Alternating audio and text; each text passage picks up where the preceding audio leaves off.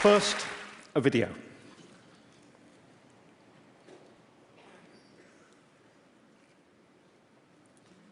Yes, it is a scrambled egg. But as you look at it, I hope you'll begin to feel just slightly uneasy. Because you may notice that what's actually happening is that the egg is unscrambling itself. And you'll now see the yolk and the white have separated, and now they're going to be poured back into the egg. And we all know in our heart of hearts that this is not the way the universe works. A scrambled egg is mush, tasty mush, but it's mush. An egg is a beautiful, sophisticated thing that can create even more sophisticated things, such as chickens. And we know in our heart of hearts that the universe does not travel from mush to complexity.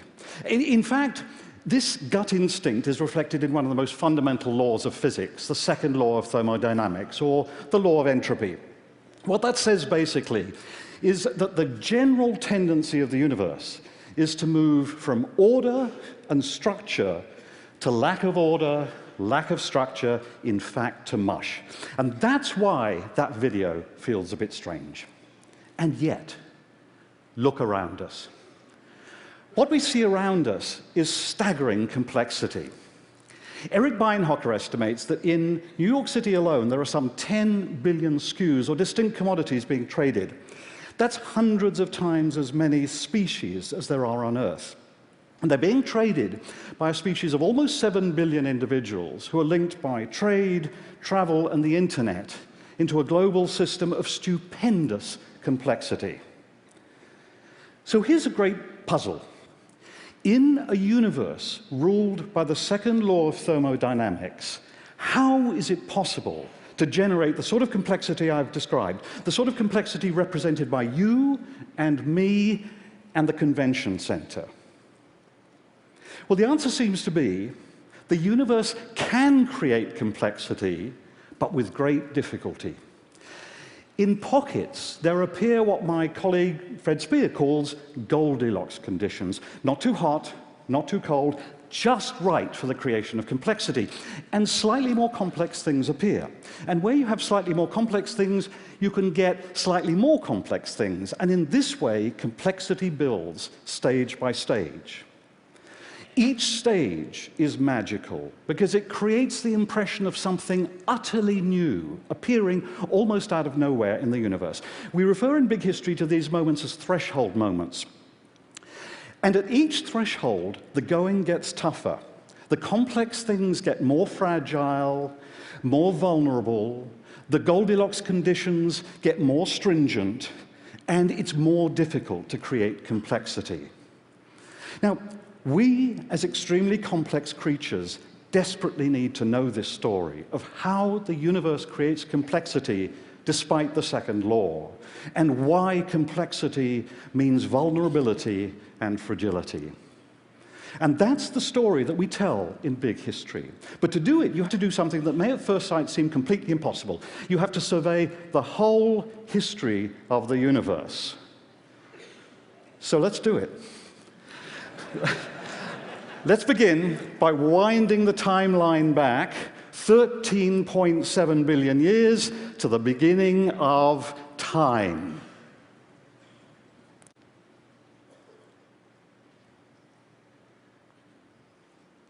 Around us, there's nothing. There's not even time or space. Imagine the darkest, emptiest thing you can, and cube it a gazillion times, and that's where we are. And then, suddenly, bam!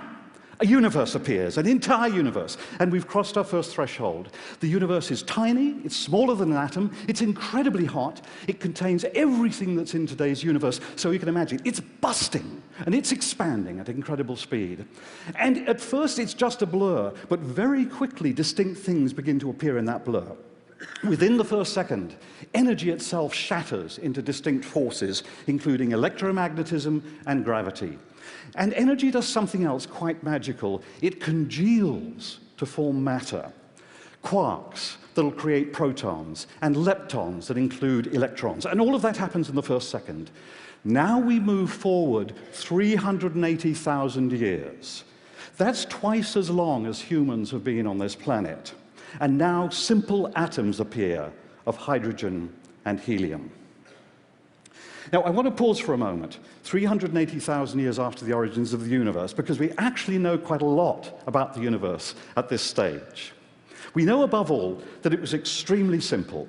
It consisted of huge clouds of hydrogen and helium atoms, and they have no structure. They're really a sort of cosmic mush. But that's not completely true. Recent studies by satellites such as the WMAP satellite have shown that, in fact, there are just tiny differences in that background. What you see here, the blue areas are about 1,000th of a degree cooler than the red areas. These are tiny differences, but it was enough for the universe to move on to the next stage of building complexity, and this is how it works. Gravity is more powerful where there's more stuff. So where you get slightly denser areas, gravity starts compacting clouds of hydrogen and helium atoms. So we can imagine the early universe breaking up into 1 billion clouds, and each cloud is compacted, gravity gets more powerful as density increases, the temperature begins to rise at the center of each cloud, and then at the center of each cloud the temperature crosses the threshold temperature of 10 million degrees, protons start to fuse, there's a huge release of energy, and bam! We have our first stars. From about 200 million years after the Big Bang, stars begin to appear all through the universe, billions of them. And the universe is now significantly more interesting and more complex. Stars will create the Goldilocks conditions for crossing two new thresholds. When very large stars die, they create temperatures so high that protons begin to fuse in all sorts of exotic combinations to form all the elements of the periodic table. If, like me, you're wearing a gold ring, it was forged in a supernova explosion. So now the universe is chemically more complex. And in a chemically more complex universe, it's possible to make more things. And what starts happening is that around young suns, young stars, all these elements combine, they swirl around, the energy of the star stirs them around, they form particles, they form snowflakes, they form little dust motes, they form rocks, they form asteroids, and eventually they form planets and moons, and that is how our solar system was formed 4.5 billion years ago. Rocky planets like our Earth are significantly more complex than stars because they contain a much greater diversity of materials. So we've crossed a fourth threshold of complexity. Now, the going gets tougher. The next stage introduces entities that are significantly more fragile, significantly more vulnerable, but they're also much more creative and much more capable of generating further complexity. I'm talking, of course, about living organisms. Living organisms are created by chemistry. We are huge packages of chemicals. So chemistry is dominated by the electromagnetic force. That operates over smaller scales than gravity, which explains why you and I are smaller than stars or planets. Now, what are the ideal conditions for chemistry? What are the Goldilocks conditions? Well, first, you need energy, but not too much. In the center of a star, there's so much energy that any atoms that combine will just get busted apart again, but not too little. In intergalactic space, there's so little energy that atoms can't combine. What you want is just the right amount, and planets, it turns out, are just right because they're close to stars, but not too close.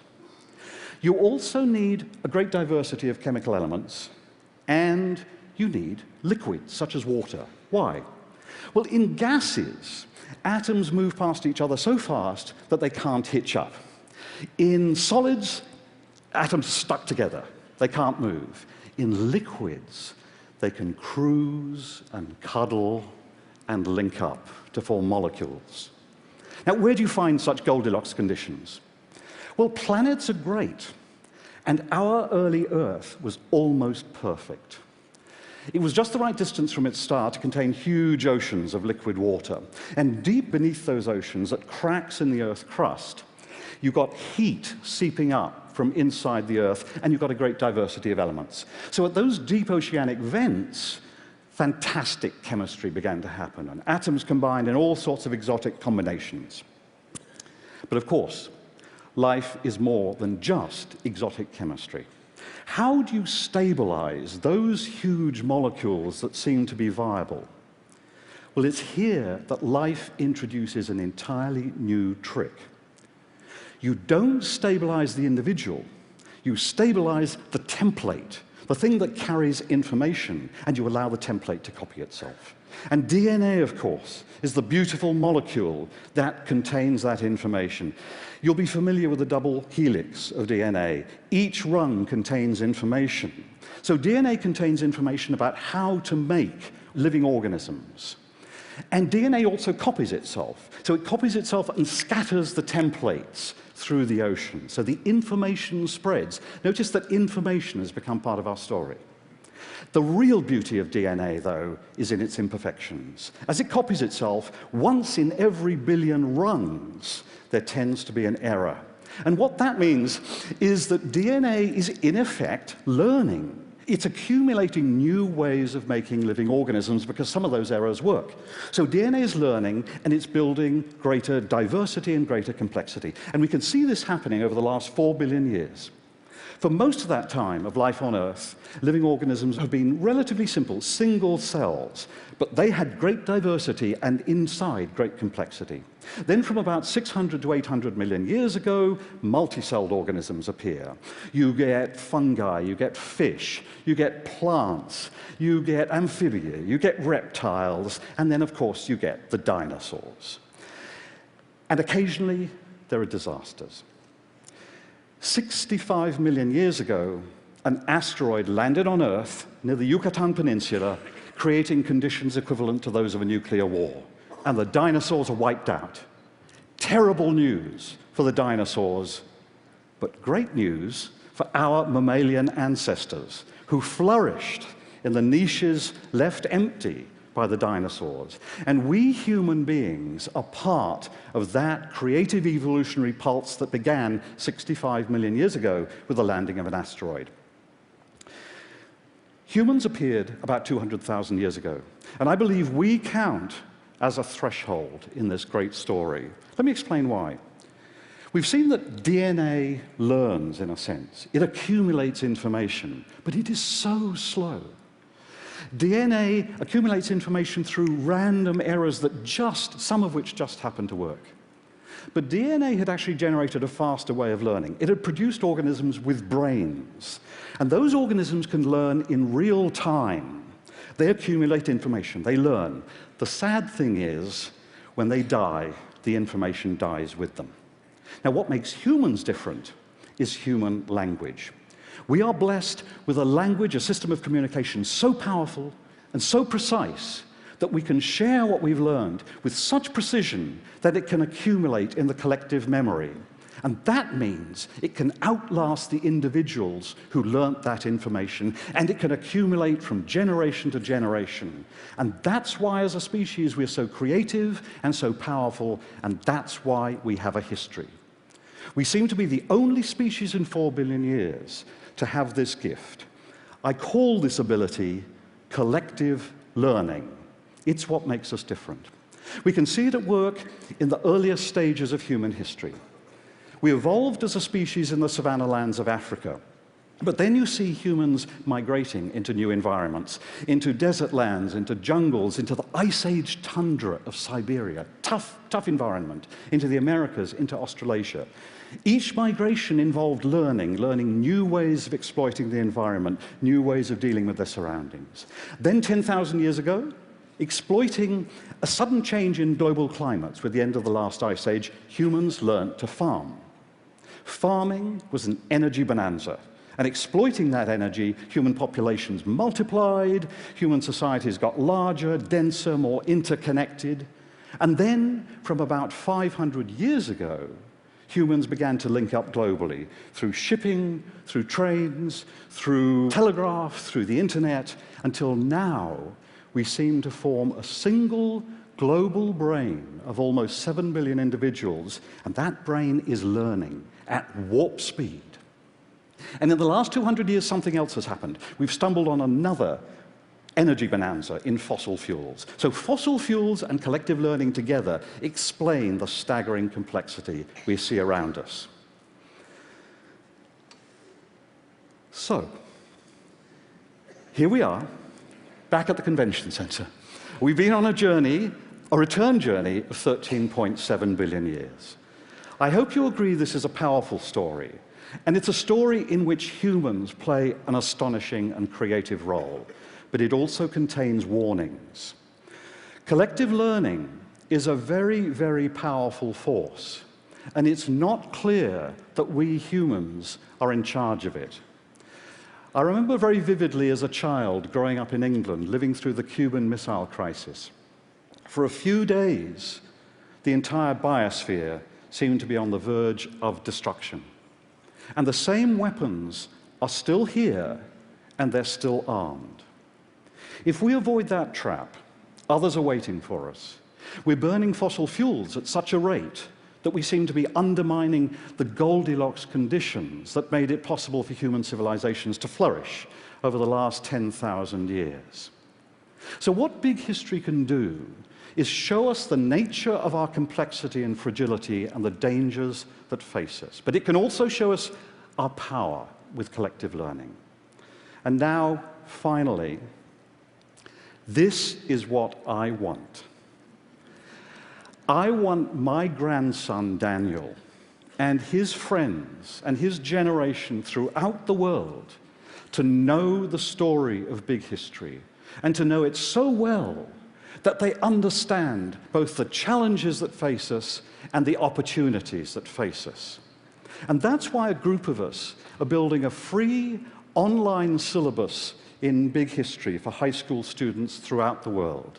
We believe that big history will be a vital intellectual tool for them as Daniel and his generation face the huge challenges and also the huge opportunities ahead of them at this threshold moment in the history of our beautiful planet. I thank you for your attention.